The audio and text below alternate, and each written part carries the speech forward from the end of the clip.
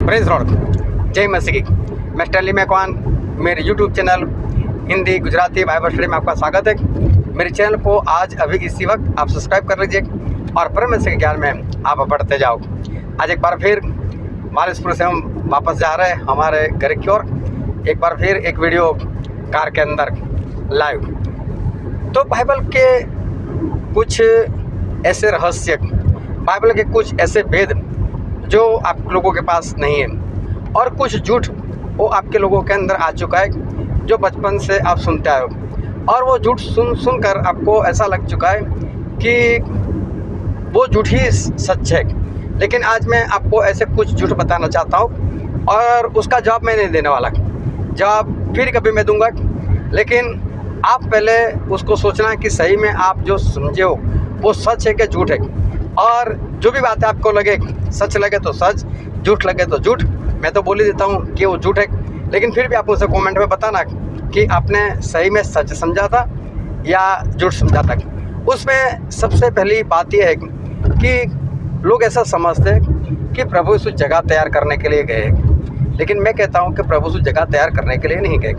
लेकिन आपके दिमाग में वर्षों से ये बात घुसी हुई है कि प्रभु यीशु जगह तैयार करने के लिए गए और जब जगह तैयार हो जाएगी तो वो वापस आएंगे। लेकिन मैं बोलता हूँ ऐसा बाइबल में कहीं पर भी नहीं लिखा कि प्रभु यीशु जगह तैयार करने के लिए गए हैं और जगह तैयार हो जाएगी तो वापस आएंगे। अगर आपको मिले वो सच है तो मुझे कमेंट में बताना। लेकिन मैं बोलता हूँ कि बाइबल में ऐसा नहीं है।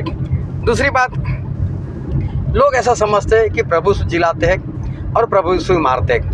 मतलब मौत परमेश्वर के हाथ में, और परमेश्वर लोगों को ख़त्म कर देते हैं, प्रभु यीशु लोगों को जीवन भी देते हैं, प्रभु यीशु भी लोगों को मारते हैं। लेकिन मैं बोलता हूँ कि मौत परमेश्वर की ओर से नहीं है।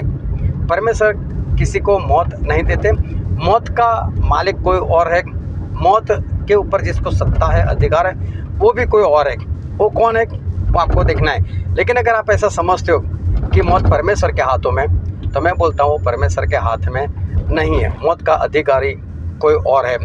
और आप जो समझते हो देख लेना और मुझे कमेंट में ये बात ज़रूर बताना। फिर तीसरी बात कि लोग ऐसा समझते हैं कि शैतान जो था उसने घमंड किया, और शैतान ने घमंड किया इस कारण परमेश्वर ने उसे स्वर्ग से नीचे फेंक दिया। लेकिन मैं बोलता हूँ ऐसा बाइबल में नहीं है कि शैतान ने घमंड किया इसके कारण उसको नहीं गिराया गया। लेकिन कुछ और बात बनी थी, और वो बात क्या है आप अगर जानते हो तो मुझे बताना। लेकिन घमंड किया, उसने ऐसा सोचा कि मैं परमेश्वर के समान हो जाऊंगा, और इसने ऐसा सोचा इसलिए परमेश्वर ने उसको वहाँ से निकाल दिया। तो ये बात गलत है।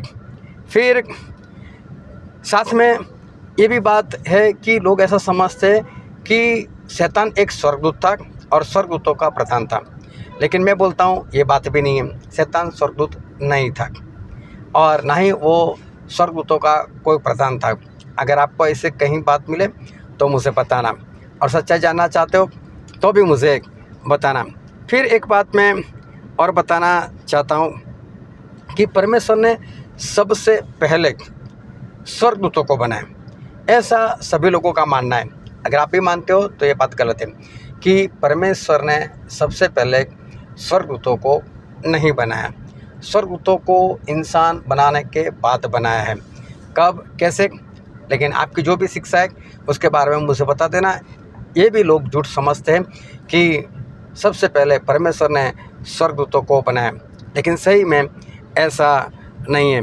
फिर एक बात मैं और बताना चाहता हूँ कि लोग ऐसा समझते जब प्रभु यीशु आए तो काना नाम के गांव में गए थे, और काना नाम के गांव में जाने के बाद ऐसा हुआ कि वहाँ पर दाखरस जो था वो दाखरस ख़त्म हो चुका था, और प्रभु यीशु ने वहाँ पर दाखरस बनाया। और लोग ऐसा समझते कि प्रभु यीशु ने सबसे पहला चमत्कार ये पानी में से दाखरस बनाने का किया था।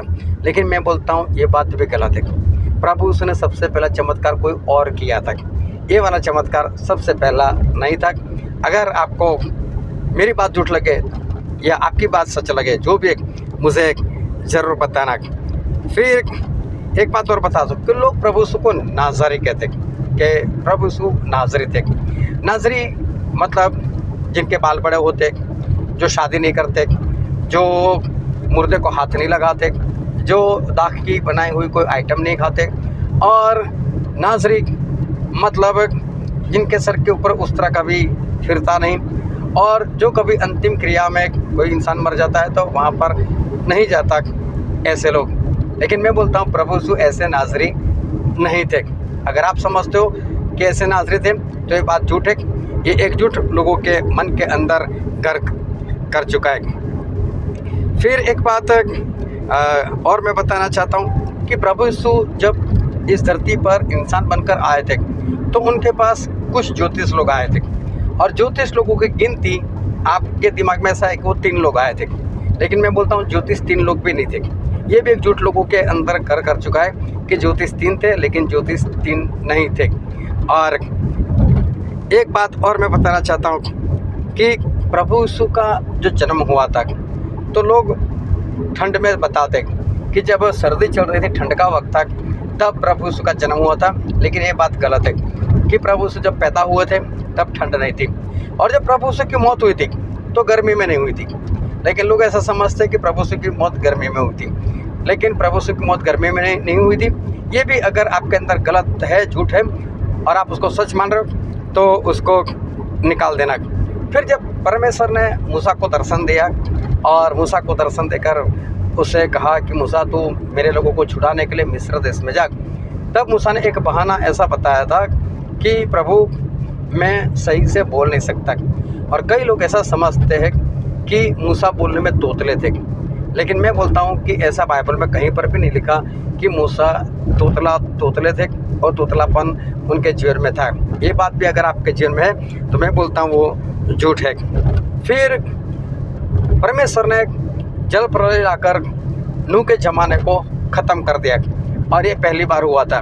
लेकिन मैं बोलता हूँ कि नहीं, परमेश्वर ने पानी से इस धरती को 2 बार मारा है, 1 बार नहीं 2 बार मारा है। पहले कब मारा या दूसरी बार कब मारा, तो आप अगर नहीं जानते तो मुझे बताना। अगर आपके कमेंट्स ज़्यादा आ गए तो मैं इसको ऊपर वीडियो बनाकर बताऊंगा कि सच्चाई सही में है क्या। तो मैंने टोटल 10 बातें बताई कि जो 10 बातें है झूठी, लेकिन लोगों के अंदर घर कर चुकी है। तो मैं आपको बताना चाहता हूँ 10 की 10 बात झूठी है। सच्चाई क्या है वो अगर जानना चाहता है तो मेरा कांटेक्ट करना, और इसके ऊपर वीडियो बनाकर मैं आपको बताऊंगा। अगर ज़्यादा लोगों ने मुझे कांटेक्ट किया तो परमेश्वर आपको आशीष दे। आमीन।